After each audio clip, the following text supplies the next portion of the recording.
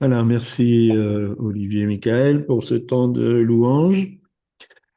Cet après-midi, on va rester dans la notion de l'Ecclésia, l'Église aux sept visages, et j'aimerais aborder le visage de l'épouse. Alors, j'espère que ce sera intéressant. Je ne veux pas que ce soit trop euh, ecclésiologique, mais plutôt que ça puisse vraiment nous bénir et nous aider à entrer dans cette Église sans tache ni ride, celle que Christ va revenir chercher. Éphésiens au chapitre 5, verset 32 nous dit, c'est Paul qui parle, ce mystère est grand, je dis cela par rapport à Christ et à l'Église. Donc il parle de l'Église en tant qu'épouse de Christ.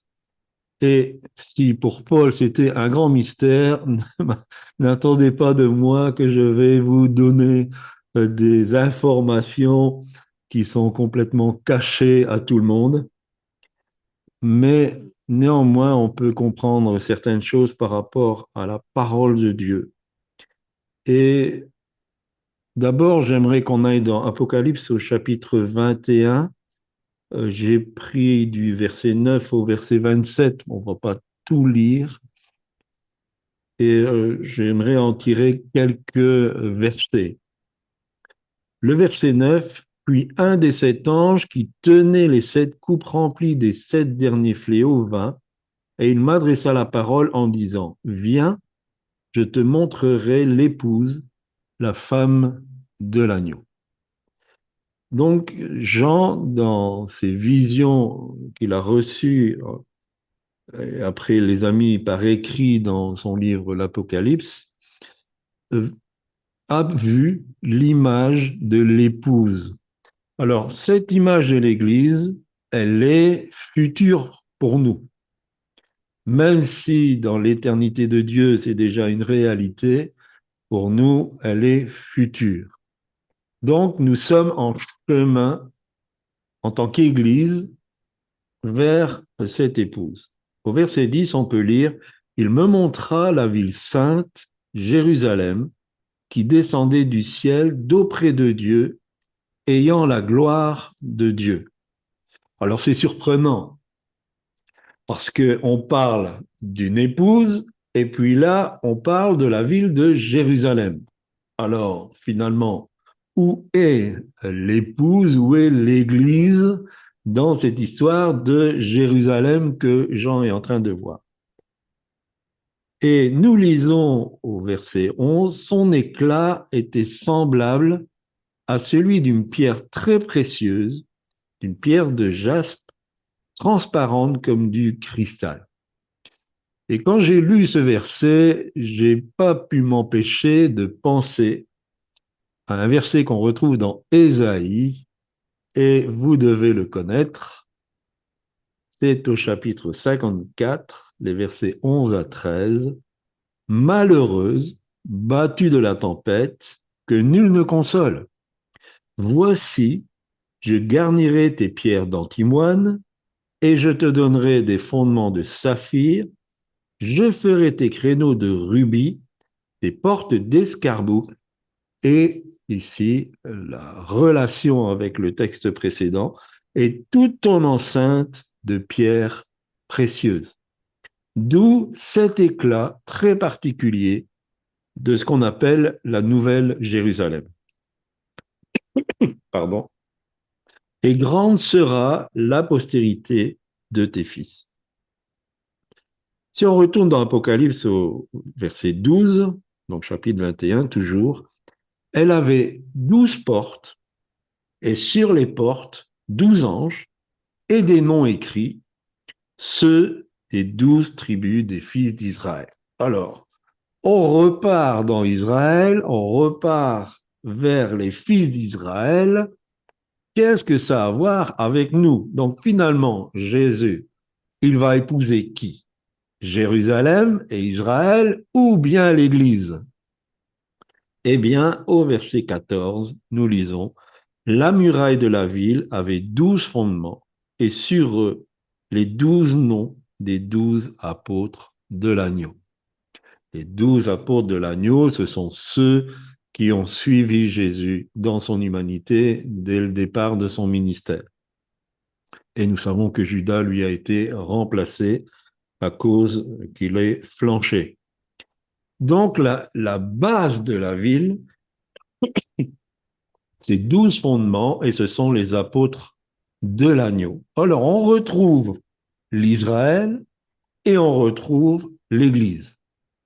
Et c'est normal parce que Christ a renversé le mur de séparation et il a fait des deux oliviers, on pourrait dire, puisque Zacharie parle aussi des deux oliviers, il en a fait qu'un. Il a fait qu'un seul peuple. Donc, la nouvelle Jérusalem, c'est l'Israël de Dieu converti à son Messie et l'Église. Et c'est bien sûr dans un futur qui devient de plus en plus proche. Et nous lisons au verset 27 pour bien démontrer que c'est l'Église dans son ensemble. Il n'entrera que ceux qui sont écrits dans le livre de vie de l'agneau.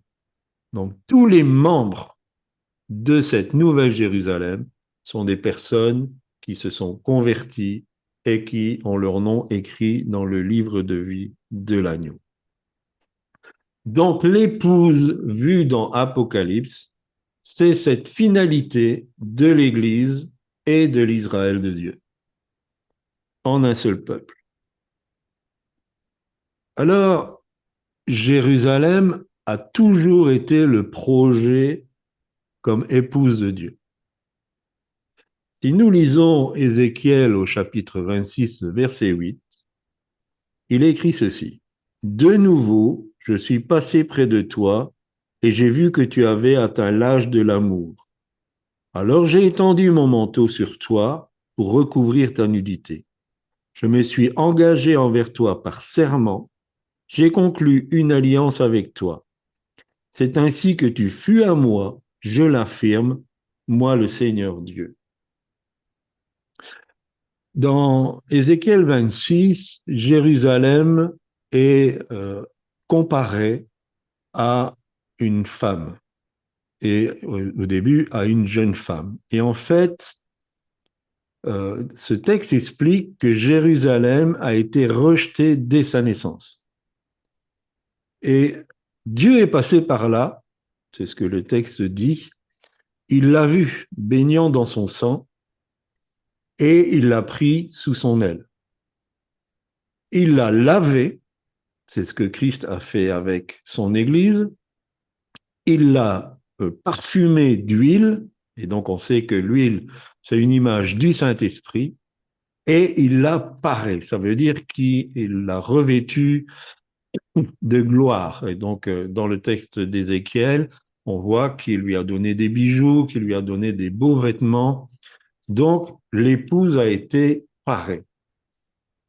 Seulement, ce qui s'est produit, c'est que cette Jérusalem est devenue... Ça va, j'ai pris de l'eau. Merci. Bon, j'en profite. Elle prend soin de moi, c'est magnifique.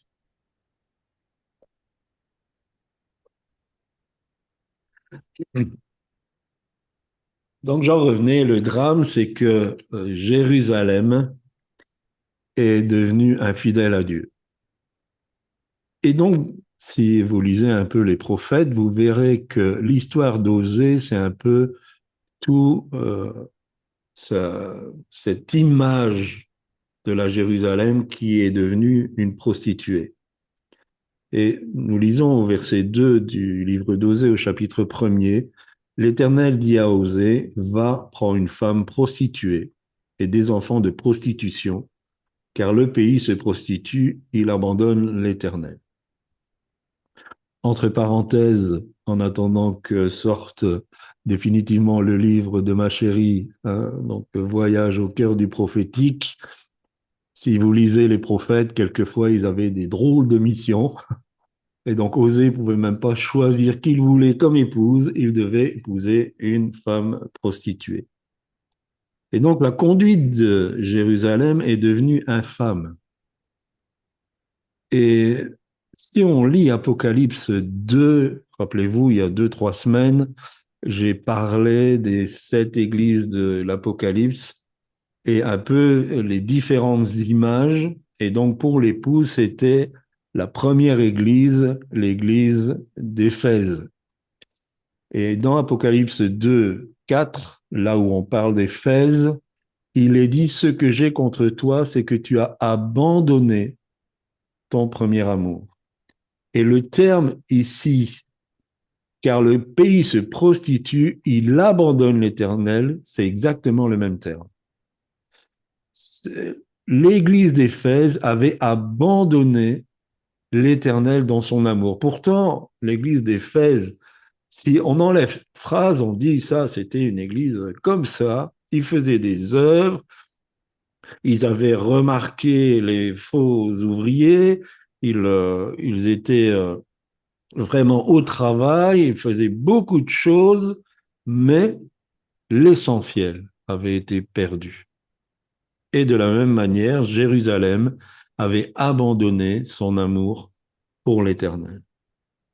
Au chapitre 2, versets 2 et 3, toujours dans Osée, plaidez, plaidez contre votre mère, car elle n'est point ma femme, et je ne suis point son mari.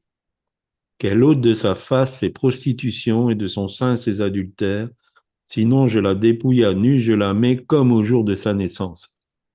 Et ici, c'est la répudiation. L'Éternel répudie cette épouse-là. Et il va même plus loin, ça veut dire que il la dénude à nouveau, c'est-à-dire qu'elle retourne exactement dans l'état où elle était avant sa rencontre avec l'Éternel. Et malheureusement, c'est ce qui arrive pour tous ceux qui perdent leur premier amour pour Dieu, s'ils ne se repentent pas, s'ils ne reviennent pas à l'endroit où l'amour a commencé à se refroidir, à un moment donné, ils vont redevenir exactement, pour pas dire pire, que ce qu'ils étaient avant d'avoir connu Dieu. C'est pour ça qu'il faut toujours veiller sur notre cœur et veiller sur nos sentiments. Donc, c'est-à-dire qu'elle va perdre à tout jamais sa condition de racheté. Ézéchiel, on y retourne au chapitre 16, le verset 32, va très loin. Et il dit, tu as été la femme adultère qui reçoit des étrangers au lieu de son mari. En fait, Ézéchiel dit, tu as été pire qu'une prostituée. Parce qu'une prostituée, elle le fait pour gagner de l'argent. Tandis que toi, tu t'es donné à des amants et tu leur as fait des dons. Tu leur as encore donné de l'argent. Et donc, ça montre un peu tout, comment je dirais, l'indignation de Dieu par rapport à Jérusalem. Et on retourne dans Osée, versets 14 et 15 du chapitre 2. C'est pourquoi voici, je veux l'attirer et la conduire au désert. Et ça, c'est extraordinaire. Et je parlerai à son cœur. Là, je lui donnerai ses vignes et la vallée d'Accord comme une porte d'espérance. Et là, elle chantera comme au temps de sa jeunesse et comme au jour où elle remonta du pays d'Égypte. Dieu, il est, comment je dirais, impliqué affectivement avec cette Jérusalem. Et il ne peut pas laisser les choses dans cette condition. Et c'est pour ça qu'il dit, je vais l'attirer à nouveau au désert. Et une autre version dit, je la séduirai à nouveau. Il va à nouveau s'occuper de cette Jérusalem et on en voit l'image à la fin de notre Bible. Je lui donnerai ses vignes et la vallée d'Accord comme une porte d'espérance. Si on ne connaît pas la vallée d'Accord, on ne peut pas comprendre ce qui est cette promesse. La vallée d'Accord, c'était une vallée de tourments et d'affliction. C'est là que Akan a été lapidé.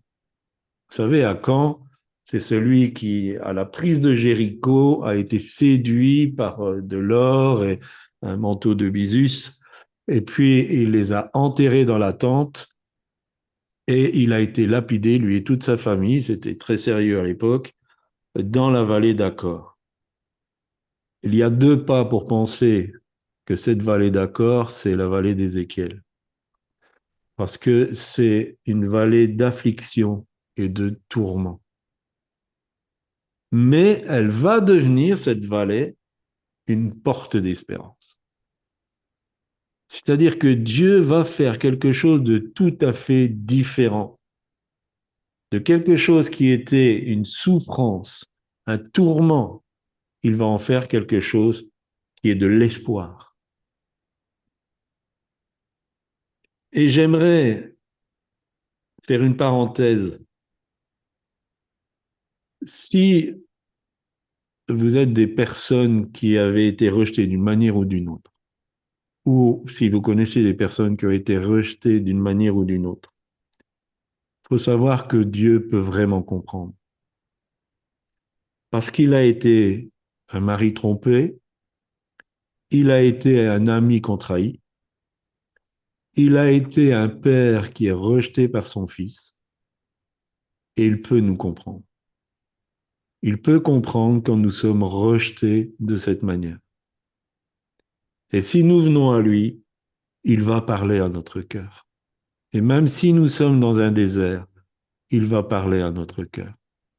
Et cette porte d'affliction et de tourment, elle va se transformer en porte d'espérance. C'est un Dieu de l'espérance. Il est là pour nous donner un espoir et un avenir heureux. Amen. On en revient à l'épouse. En fait, toutes les images pour parler de l'Église appuient sur un domaine bien particulier. Et l'image de l'épouse, elle appuie sur le domaine de la soumission. Ah là là, j'ai dit un gros mot. Le domaine de la soumission. Éphésiens 5, 22, je vais avoir moins d'amis, mais tant pis. Éphésiens 5, 22, femmes, soyez soumises à vos maris comme au Seigneur. Alors, le véritable défi pour l'Église, c'est que les membres de l'Église deviennent des disciples soumis. C'est la mission que Christ a laissée à ses apôtres, ceux qui sont le fondement de cette nouvelle Jérusalem. Aller par toutes les nations, et on est déjà une belle petite brochette ici cet après-midi, aller par toutes les nations et faites-en des disciples. Donc le fait de la soumission est une des caractéristiques principales de ceux qui appartiennent à Dieu. Alors comment se manifeste cette soumission? Elle devrait se manifester dans la maison, elle devrait se manifester dans le travail ou dans l'école, si vous allez encore à l'école, elle devrait se traduire dans la société et elle devrait se traduire dans l'église locale. Cette soumission, ce n'est pas seulement dans, je dirais, le cadre de l'église locale qu'elle est attendue, mais elle est attendue dans la maison, elle est attendue là sur notre lieu de travail, elle est attendue dans la société. Je me suis toujours, quelque part, je suis toujours surpris que des chrétiens, même quelquefois des pasteurs, des serviteurs de Dieu, savent parler facilement qu'ils ne respectent pas le code de la route. Que ça leur arrive régulièrement de dépasser la limite de vitesse. Euh, je pense qu'il y a une difficulté. Parce que si on a vraiment compris la notion du disciple, on va respecter les lois, que ça soit au volant, que ça soit comme citoyen, que ça soit, on va être un bon travailleur. On va pas être un tir au flanc, on va pas être quelqu'un qui fait des choses derrière le dos de son patron, on va être un bon travailleur. Même si je suis d'accord qu'il y a des choses qu'on ne peut pas accepter. Et il y a des limites à ne pas dépasser. Je comprends bien, on parlait justement de l'esprit de Pharaon qui est sur la société, oui, sur la société, et donc les entreprises où on doit faire de plus en plus avec le moins en moins de temps et le moins en moins de salaire. Mais néanmoins, je pense qu'un enfant de Dieu devrait marquer son époque par cette euh, capacité à être soumis et à démontrer de la discipline. Cet apprentissage est voulu par Dieu. Quelquefois, les enfants de Dieu se battent. Ils se battent parce que ils sentent qu'ils sont victimes d'injustice. Mais ils ne se rendent pas compte qu'ils sont en train de se battre contre Dieu. Parce que Dieu veut nous apprendre la soumission. Et si on n'accepte pas cet apprentissage, il peut très bien accepter qu'on vive des injustices. Afin de nous faire comprendre. Et pourquoi Dieu veut nous faire comprendre ça?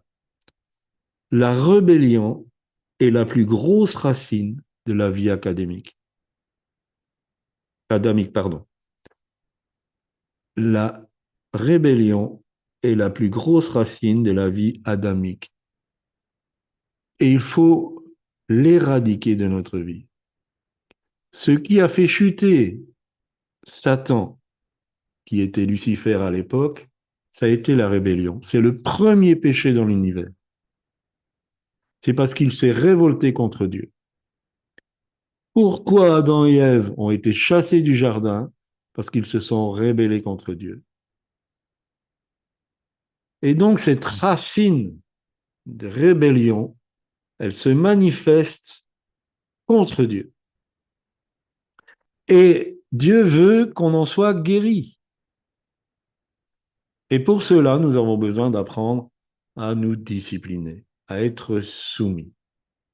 Et quelquefois, on est comme Don Quichotte, on se bat contre des moulins à vent, ça sert à rien parce que c'est la pédagogie de Dieu pour nous amener à comprendre qu'il faut que tu sois soumis. Et si vous avez fait la formation, vous allez vous en rappeler, au plus on apprend à obéir, au plus Dieu va nous donner de l'autorité. Tous les hommes de la parole de Dieu qui ont eu beaucoup d'autorité ont appris ce principe. Ils ont appris le principe de l'obéissance. Samuel dira même à Saül, la désobéissance est plus grave que la magie, que l'occultisme. Nous avons besoin d'apprendre l'obéissance. Et pour qu'un enfant de Dieu puisse vraiment vivre sa vie chrétienne d'une bonne manière, il faut qu'il apprenne l'obéissance. Et pour cela, il y a toutes sortes de moyens. Et c'est un rôle aussi de l'Église. Dieu nous fait vivre ensemble pour que nous apprenions à nous soumettre les uns aux autres. Mais j'aimerais quand même soulager peut-être l'une ou l'autre. Éphésiens 5,22 ne peut pas être brandi comme un droit. Et j'en ai connu des maris qui prenaient Éphésiens 5,22 presque sur une banderole comme une revendication. Femmes, soyez soumises à vos maris. Cette soumission ne peut s'envisager que dans un contexte d'amour. Que l'amour soit manifesté. Et on ne peut pas dissocier Éphésiens 5,22 d'Éphésiens 5,23 qui dit Marie, aimez vos femmes comme Christ a aimé l'Église. Et j'aimerais m'adresser aux couples, et spécialement aux jeunes couples, et peut-être à ceux qui vont voir cette vidéo. N'envisagez pas de voir votre femme se soumettre si vous, vous êtes incapable de l'aimer. Dans un couple, tout fonctionne avec, comment je dirais, une complicité des deux. On ne peut pas revendiquer le rôle de quelqu'un sans accomplir son propre rôle. Sinon, ça ne va pas fonctionner. Et même si, dans un premier temps, quelqu'un va faire l'effort, à un moment donné, le découragement va faire qu'il n'y a plus d'effort. Pourquoi Dieu veut ce fonctionnement? J'aimerais vraiment attirer l'attention que exercer l'autorité dans le cadre biblique, c'est toujours prendre plus de responsabilités. Le fait d'exercer l'autorité pour Dieu, c'est toujours parce que tu as plus de responsabilités. Donc, si le mari est responsable, s'il est l'autorité du foyer, ça veut dire qu'il est responsable du foyer. Il est responsable de ce qui se passe dans la maison. Nous avons un abandon terrible des papas. Nous avons un abandon des maris. Et pourquoi notre société va si mal? Parce que dans la cellule de la famille, ce n'est pas respecté. Donc, on ne peut pas envisager d'exercer une autorité si on ne veut pas prendre la responsabilité. Dieu n'a jamais voulu qu'on soit des pachas et que tout notre petit univers soit à notre service. Ça, c'est pas la vision de Dieu. Et Jésus a été clair. Il a dit, dans le monde, ceux qui sont grands, ils tyrannisent les autres. Mais au milieu de vous, ça ne sera pas comme ça. Celui qui veut être le plus grand, il va être le serviteur de tout le monde. Et si on veut être le plus grand dans l'autorité, nous devons avoir la responsabilité d'être le serviteur de tout le monde. Et il y a beaucoup de dommages dans les familles à cause de ça. Donc la soumission ne peut s'envisager que dans un climat d'amour manifesté. Alors de quel amour on parle? On en a une belle définition dans 1 Corinthiens 13. C'est un très beau texte. Et si vous avez cette version, je vous encourage à le lire dans la version Parole vivante d'Alfred Kuen, parce que c'est très, très bien développé. C'est une version amplifiée. Donc, il a fait ressortir un peu chaque terme, ce qu'il voulait dire. Et donc, je vais en faire une liste. Et j'ai toujours été très surpris, 1 Corinthiens 13, verset 4, que Paul va démarrer sa définition de cet amour, donc c'est le terme agapé, agapao exactement, qui est l'amour selon Dieu. C'est pas l'amour humain, c'est une qualité d'amour selon Dieu, parce que Dieu est agapao. Et le premier mot qu'il va utiliser, c'est un beau sentiment, c'est très chouette, c'est formidable. Il va dire l'amour est patient. La première qualité de l'amour divin qu'il met en exergue, c'est la patience. Et le terme patient ne veut pas simplement dire voilà, je sais attendre, c'est je supporte patiemment la souffrance. Et c'est peut-être pas une bonne nouvelle, mais si nous voulons aimer de cette manière, nous allons souffrir. Aimer de cette manière, nous devons le faire en se disant, je vais souffrir. Parce que, je le dis souvent, je le répète, le synonyme le plus proche du verbe aimer, c'est donner. Et à partir du moment où on se donne, on est appelé à souffrir. Quand on aime quelqu'un, et je m'adresse aux parents, vous aimez vos enfants, imaginez que vous les perdiez dans un magasin. Ça amène une souffrance. Pourquoi? Et ça amène une inquiétude. Alors cette inquiétude-là, elle n'est pas du tout comme celle que Jésus a dénoncée en disant ne vous inquiétez pas pour le vêtement, le boire et ainsi de suite. Cette inquiétude-là, elle vient directement à cause de l'amour. Donc vous êtes amené à une souffrance. Dès qu'on aime quelqu'un, qu'on veut son bien, on est amené à une souffrance si cette personne, elle fait n'importe quoi de sa vie. Et combien de parents et de grands-parents voient avec tristesse leurs enfants, leurs petits-enfants faire n'importe quoi. Et cette souffrance, elle vient directement de l'amour. Donc l'amour, celui qui veut aimer, doit s'armer de la pensée, je vais souffrir. Et c'est pour ça que Paul met cette première chose en exergue. Et aussi, il dit, ça se manifeste en patience.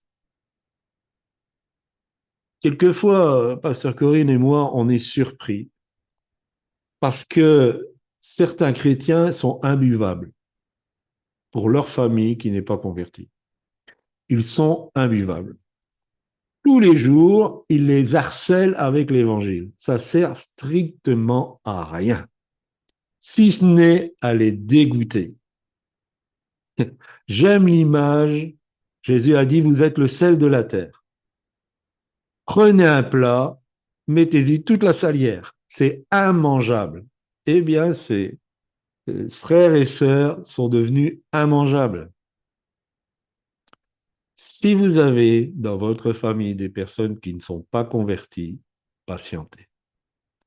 Priez pour eux, patientez. Ne les bassinez pas avec l'évangile, ça ne sert à rien, vous allez les dégoûter. Mais priez pour que Dieu ouvre un chemin. Et peut-être qu'à un moment donné, il va ouvrir une porte pour en parler. Mais dans ce cas-là, bien souvent, ce qui est beaucoup plus parlant, c'est notre exemple de vie. C'est la façon dont nous comportons. Autre aspect, c'est la générosité. Celui qui aime est généreux. Ça se manifeste, ce don, ça se manifeste, mais pas par parcimonie. C'est quelqu'un de généreux. Et dans généreux, ne voyez pas seulement quelqu'un qui ouvre facilement son porte-monnaie. La générosité, c'est on donne de sa personne, on donne de son attention, on donne de son affectif. Mes frères, mes sœurs, ça fait combien de temps que vous n'avez pas dit à votre conjoint, tu sais, je t'aime, je t'apprécie, tu as de la valeur pour moi, tu es très précieux ou tu es très précieuse. Et montrez-le aussi par des actes. Ça doit être généreux dans notre façon de nous comporter. Nous ne devons pas simplement dire, oh, ben, de toute façon, tu le sais que je t'aime. Hein. C'est pas suffisant. Il faut le montrer. Troisième des choses, c'est la bonté. Il y a un verset de Salomon que j'aime beaucoup qui dit, le charme d'un homme, c'est sa bonté. Alors, messieurs, si vous voulez être charmant, soyez bons. Manifestez de la bonté. Et la bonté peut se manifester dans toutes sortes de domaines. On sent quand quelqu'un est bon, bien intentionné. Et bien sûr, ça passe aussi par la bienveillance, c'est-à-dire de vouloir le bien de l'autre. On cherche le bien de l'autre. Quelqu'un qui aime, il est constructif. J'aime à dire que c'est quelqu'un qui va être d'une manière positive. Il aura un bon regard. Il va être constructif. C'est pas quelqu'un qui démolit, c'est pas quelqu'un qui cherche la querelle, c'est pas quelqu'un qui va abaisser les autres. C'est quelqu'un qui est constructif. Il veut que son impact, ça construise, ça édifie les personnes. C'est pas quelqu'un de possessif. Là aussi, je pense que beaucoup de parents chrétiens ont besoin d'apprendre à ne pas être possessifs sur leurs enfants. Comme Pasteur Corinne le dit, souvent, ils nous sont donnés et prêtés. Les enfants nous sont prêtés. Notre rôle, c'est de les préparer à vivre. Il y a tant de familles où le cordon ombilical n'a pas été coupé, comme on dit, où il y a une filiation, il y a une relation parent-enfant qui n'est plus juste quand on arrive à un certain âge. Du temps de mes parents, les jeunes couples vivaient souvent chez les parents, le temps qu'ils arrivent à s'installer. Mais souvent, ça créait des difficultés. À un moment donné, il faut qu'ils quittent les parents. Et d'ailleurs, c'est ce que Dieu a dit dès le départ. Il a dit, l'homme quittera son père et sa mère et s'attachera à sa femme. C'est nécessaire qu'ils deviennent une nouvelle cellule. Et pour cela, quelquefois, il faut couper le cordon ombilical. Et en tant que parent, il faut aussi dire, c'est plus mon rôle. Je ne veux pas être possessif, c'est plus mon rôle. J'ai appris, j'ai expliqué comment il devait se comporter. S'il demande un conseil, je lui donne, mais sinon, je ne m'insurge pas. Si tout le monde fait ça, je peux vous garantir qu'il y a beaucoup de belles-mères qui seront beaucoup plus appréciées. Mais je ne les vise pas seulement. Quelqu'un qui aime est libre de l'envie et de la jalousie. C'est quelqu'un qui n'est pas vantard et c'est quelqu'un qui ne manifeste aucun orgueil. C'est quelqu'un qui est droit. Un enfant de Dieu doit aimer la droiture. Il doit aimer être droit. Un enfant de Dieu devrait donner beaucoup d'importance à ce qu'il dit. Et s'il s'engage, de respecter ses engagements. La droiture, elle se manifeste comme ça. Mais si on commence à tergiverser, on rentre dans le compromis, on fait telle ou telle chose, ça passe plus ou moins, on n'est pas dans la droiture.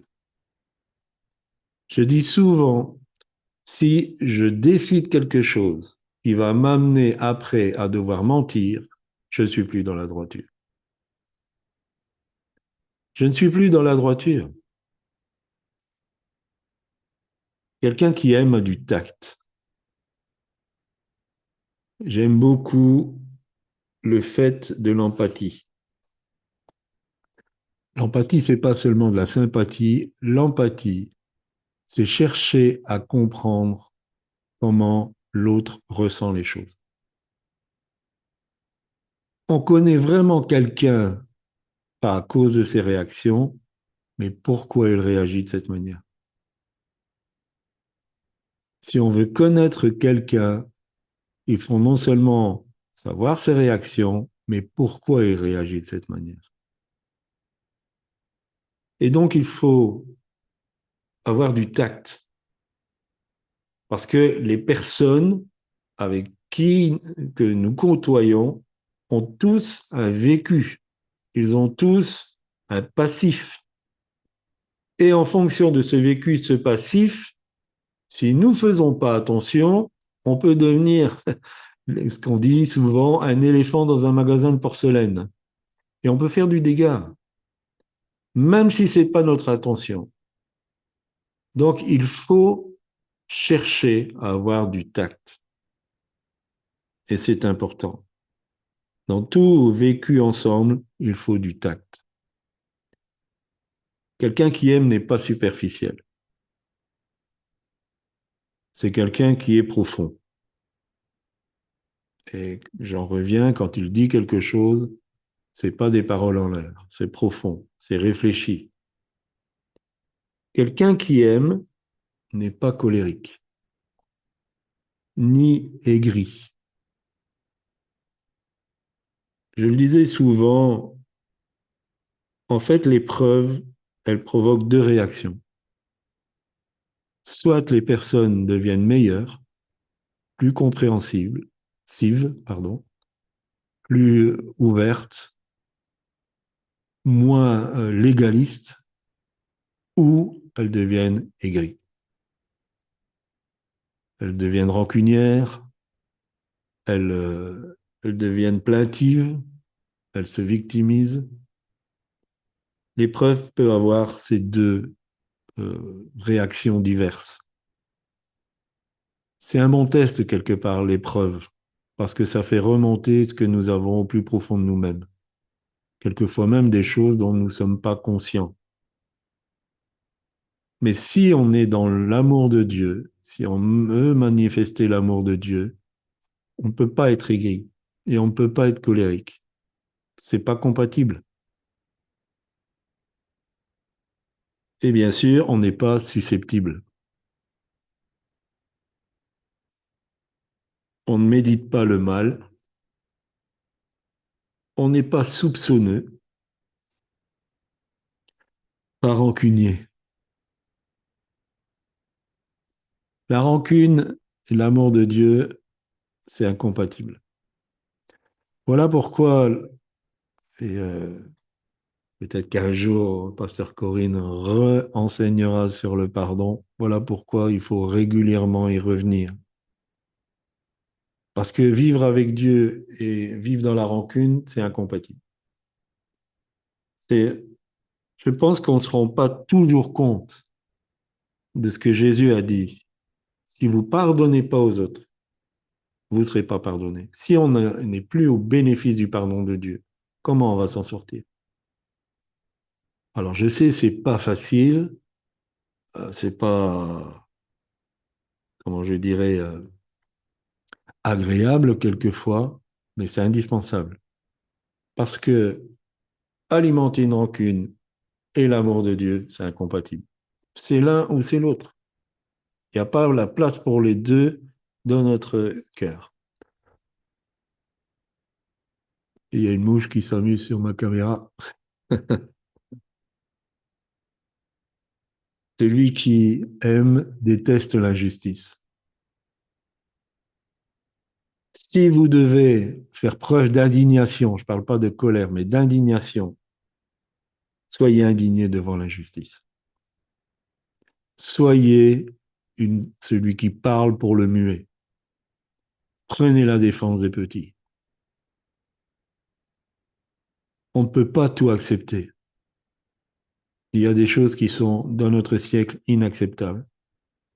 Sachons nous lever contre l'injustice. Mais pour ne pas se tromper de sentiments, ne réagissons pas à l'injustice dont nous sommes victimes personnellement. Mais réagissons quand l'injustice, elle touche des personnes plus faibles de la société. Et sachons prendre leur défense. Celui qui aime, bien sûr, aime la vérité. Et il aime quand la vérité, elle triomphe. Dans la parole de Dieu, il est dit aussi que certains n'ont pas aimé la vérité. Si on n'aime pas la vérité, c'est aussi incompatible avec l'amour de Dieu. Parce qu'on pourrait dire aimer la vérité avec un grand V. Christ est la vérité. Si on n'aime pas la vérité avec un petit V, on n'aime pas la vérité avec un grand V. Parce que Christ est la vérité. Cet amour-là couvre tout. il souffre, endure et pardonne.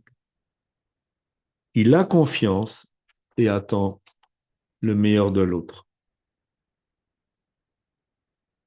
Cet amour-là n'abandonne jamais. Il surmonte tout. Et toujours dans 1 Corinthiens 13, il n'aura pas de fin. Je dis souvent, qu'est-ce qu'on veut emmener dans l'éternité? Vous ne prendrez pas vos vêtements, vous ne prendrez pas vos bijoux, vous ne prendrez pas votre nouvelle voiture, vous ne prendrez pas toutes ces choses-là, votre maison, votre jardin, tout ça va rester là. Qu'est-ce qu'on va prendre dans l'éternité? Tous les gestes d'amour, comme ça. Tout ce que vous aurez fait dans cet amour de Dieu, vous l'emporterez. Ce sera vos œuvres, ce sera vos fruits.